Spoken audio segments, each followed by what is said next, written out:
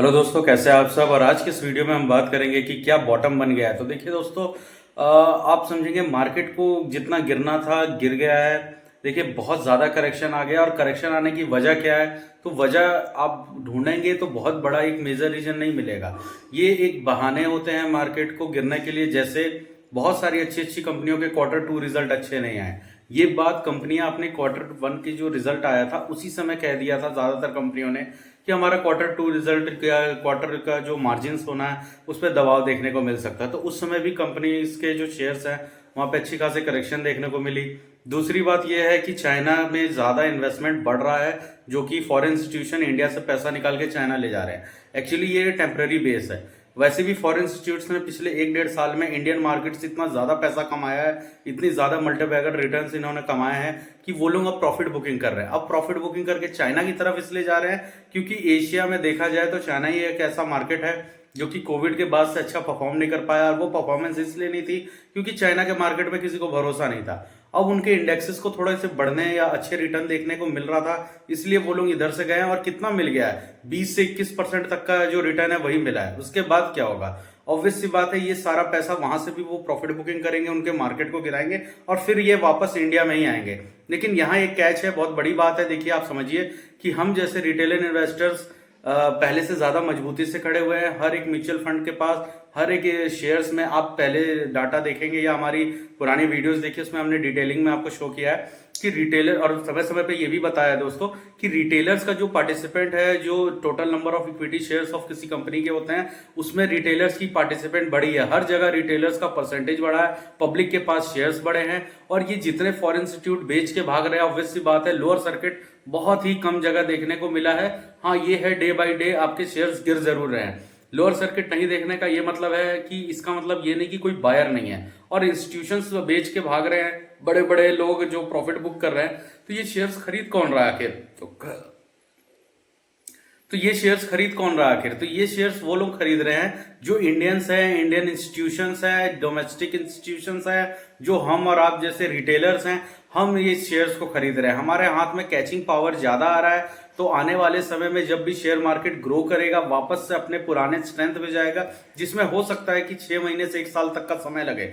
लेकिन अगले 6 महीने में मार्केट जब अपना स्पीड पकड़ेगा, वहां सबसे ज्यादा पावर अगर किसी के हाथ में आना है तो वो डोमेस्टिक इंस्टीट्यूशंस, जितने भी इंडियन इंस्टीट्यूट्स हैं जिन्होंने अपने पैसे लगाए हैं, और दूसरा है रिटेलर। रिटेलर के पास पहले से ज्यादा कैपेसिटी आई है, ज्यादा क्वांटिटी ऑफ शेयर्स आए, ज्यादा अपने पोर्टफोलियो को वो बढ़ा चुका है। और सबसे बड़ी बात है कि जो म्यूचुअल फंड्स में पैसे आ रहे हैं मंथली, जो 20,000 करोड़ की एसआईपी है। अब देखिए मार्केट गिर गया, इसका मतलब ये नहीं कि एसआईपी बंद हो गया होगा, एसआईपी तो कंटिन्यू है। तो हर महीने जो 20-20 हजार करोड़ रुपए का जो एसआईपी आ रहा है, और म्यूचुअल फंड्स कम से कम बहुत सारे टॉप के जो 5 म्यूचुअल फंड्स है वो 1-1 लाख करोड़ से भी ज्यादा के कैश बुक पे बैठे हैं। मतलब वो कैश लेके बैठे हैं, वो नई खरीदारी नहीं कर रहे हैं, इस वजह से मार्केट को सपोर्ट भी नहीं मिल रहा है। लेकिन एक बात समझिए कि मार्केट एक काफी ज्यादा टूट चुका है, अब इसके सपोर्ट के लेवल्स आ चुके हैं। अब म्यूचुअल फंड खरीदारी करेंगे तो हो सकता है कि बाहरी जो विदेशी इंस्टीट्यूशंस होते हैं उनसे ज्यादा मजबूत स्ट्रेंथ में म्यूचुअल फंड्स आए और उसके बाद रिटेलर्स आए। तो यहां पैसा सबसे ज्यादा अगर आने वाला है, हिस्सेदारी सबसे ज्यादा आने वाली है तो म्यूचुअल फंड्स के पास और इंडियन इंस्टीट्यूशंस और रिटेलर के पास। ये चीज आप समझ लीजिए। जैसे एक एग्जांपल के तौर पे बताऊं तो आईआरएफसी एक शेयर है रेलवे का। रेलवे में आईआरएफसी, राइट्स, टीटागढ़, आईआरसीटीसी ले लीजिए या फिर कॉनकॉर है, बहुत सारे ऐसे रेलवे के शेयर्स हैं जो अपने हाई, जैसे आरबीएनएल है, अपने हाई 600 रुपए से टूट के 450 रुपए तक आ गया। ये काफी ज्यादा टूट चुका है। टाटा मोटर्स अपने 1150 के लेवल को तोड़ के 850 रुपए, 830 रुपए तक आ चुका है। लेकिन जो नए इन्वेस्टर्स है जो आए, जिन्होंने 1100 पे या तो ज्यादा क्वांटिटी नहीं ले पाए हैं, या 1100 पे उसे देख के या आरएफसी को 230 रुपए पे देख करके हिम्मत नहीं हो रही थी खरीदने की, आज वही जो इन्वेस्टर्स हैं, वो बिगनर्स है, वो 130 रुपए के आईआरएफसी के शेयर, 830 रुपए के जो टाटा मोटर्स के शेयर हैं, इनको खरीदने की जो स्ट्रेंथ है, पावर है और जो गट्स है वो बना सकते हैं। आज 130 रुपए पे आप आईआरएफसी का शेयर खरीद सकते हैं। क्वांटिटीज भी आपकी ज्यादा आएगी, और वहां से जब कभी भी आईआरएफसी ऊपर की तरफ ट्रेंड अपना दिखाएगा, जो कि ऑब्वियस सी बात है दिखाएगा, क्योंकि आईआरएफसी का पर्टिकुलर कोई ऐसा बड़ा रीजन नहीं है शेयर्स के गिरने का।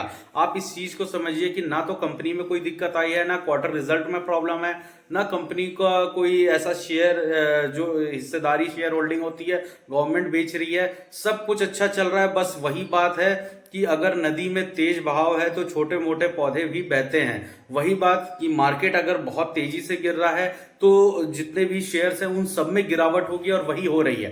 तो कल को निफ्टी में अगर रिकवरी आया, निफ्टी ऊपर उठने लगेगा, तो ये जितने भी अच्छे फंडामेंटली स्ट्रॉन्ग स्टॉक्स हैं वो सब ऊपर की तरफ जाएंगे। और अभी हम अगर डर रहे हैं कि ये मार्केट काफी ज्यादा गिर रहा है तो हम एक गलती कर रहे हैं। देखिए, आज 200 रुपए वाला स्टॉक अगर 130 आता है तो हमें डर लगता है ये काफी गिर गया है, लेकिन गिरने का कारण कभी भी हमेशा रीजन पे आप जाइए कि कंपनी वर्किंग में है कि नहीं, फंडामेंटल्स ठीक है, कंपनी के जो क्वार्टर रिजल्ट्स हैं वो ठीक आ रहे हैं। एक आध क्वार्टर अप एंड डाउन होता है, क्योंकि अभी मॉनसून गया है, अभी जो हमारे देश में इलेक्शंस पिछले बार गए थे, और सबसे बड़ी बात है इंटरनेशनली जो प्रॉपर जो अपना पॉलिटिक्स है वो भी थोड़ा सा हाई है। इस पॉलिटिक्स में मतलब जैसे वॉर चल रहा है इजराइल और रशिया का, तो इसके बीच में जो इजराइल हमास वाली जो लड़ाई है, रशिया यूक्रेन वाली लड़ाई, ये सब चीजें बीच बीच में डिस्टर्बेंस लाते हैं। लेकिन इससे हमें समझना है कि इनसे हमारा इंडिया का कोई लेना देना नहीं है। एशिया में इन लोगों को लड़ने दे, ज्यादा नहीं लड़ेंगे, इनका भी काम लगभग खत्म ही है।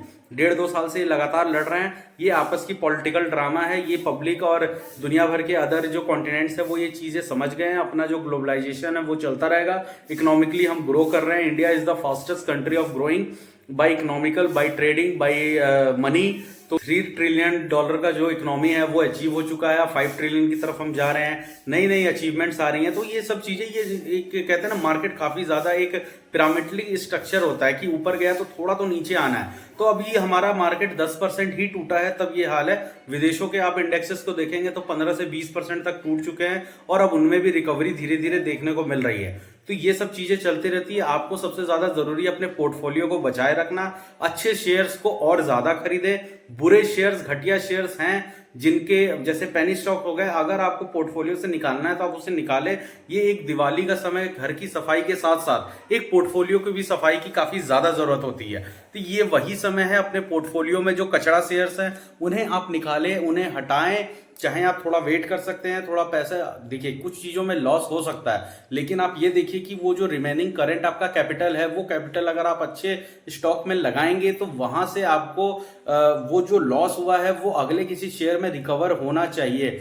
तो आईआरएफसी का एक नॉर्मल पॉइंट मैंने पकड़ा, क्योंकि देखिए 12 नवंबर को उसकी एक एक्स डेट तय की गई है जो डिविडेंड का है, और पिछले ही महीने अगस्त में इसने डिविडेंड दिया है 70 पैसा पर शेयर का। और पिछले साल के रिकॉर्ड को देखें तो 80 पैसा पर शेयर का वो डिविडेंड दे सकती है नवंबर में। अगर कंपनी ने अपने शेयर्स को और ज्यादा वैल्यूएबल बनाना है तो इस बार शायद 90 पैसे या 1 रुपए, अगर 1 रुपए पर शेयर भी अगर इसने डिविडेंड दिया तो वो बहुत ही अच्छा माना जाएगा।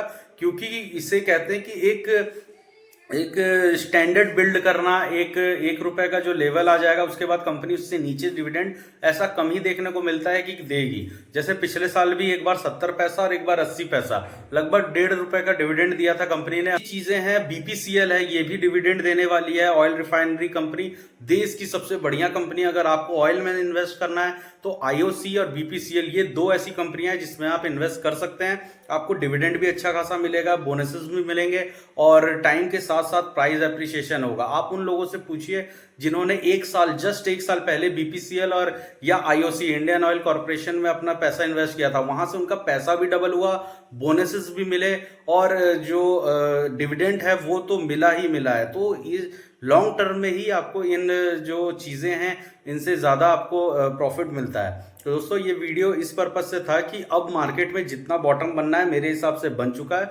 थोड़ी बहुत और करेक्शन होगी, वो आने वाले हफ्ते में हमें देखने को मिलेगी। लेकिन ये हफ्ता हमारे पास अपने पोर्टफोलियो में एवरेजिंग करना या इन्वेस्टमेंट करना स्टार्ट कर देना चाहिए। मतलब अब एवरेजिंग करने का जो समय है वो आ चुका है। जैसा कि अभी तक मैंने कहा था कि एकदम दूर रहें पोर्टफोलियो से, उसे अभी ना बेचें ना मतलब ना लें। लेकिन अब ये जो वीक चालू होगा, भले मार्केट में गिरावट के साथ स्टार्ट हो, लेकिन यहाँ से अब स्टार्ट हो जाएगा आपके पोर्टफोलियो का जो शेयर्स है उसे एवरेज करना। आप थोड़ा थोड़ा करके आप बाइंग कर सकते हैं अपने अच्छे फंडामेंटल स्टॉक्स में। तो दोस्तों आपको यहाँ से अपने पोर्टफोलियो को बनाना है, अपने स्ट्रेंथ, अपनी वेल्थ को बनाना है। प्रॉफिट अपने आप बनेगा, आप पहले वेल्थ बनाइए, मतलब अपने पोर्टफोलियो का स्ट्रक्चर बड़ा कीजिए, क्वांटिटीज बढ़ाइए, उसके अंदर इन्वेस्टमेंट कीजिए, तब जाके एक समय के बाद आपको स्ट्रेंथ दिखेगा। समझने की बात है, 3 साल पहले जिसने 30 रुपए पे 33 रुपए पे RFC लिया है या फिर 300 रुपए पे टाटा मोटर्स लिया है, तो आज उसे कोई फर्क नहीं पड़ता है, क्योंकि वो अभी भी अपने बाइंग प्राइस से 2 गुने ऊपर है। जिसने भी 300 रुपए पे टाटा मोटर्स लिया वो आज भी 120-130% ऊपर बैठा अपने पोर्टफोलियो के। उसके लिए तो और अच्छी बात है, वो तो चाहता है कि मैं और पैसे लगा के अपने शेयर्स को बढ़ाऊंगा, अपनी क्वांटिटीज इंक्रीज करूं, ताकि उसका जो रिटर्न है वो आगे वापस टाटा मोटर्स 1100 रुपए पे जाए और 200 रुपए पे RFC जाएगा तो उसे और भी ज्यादा प्रॉफिट होगा। तो ये यही बेसिक कैलकुलेशन है।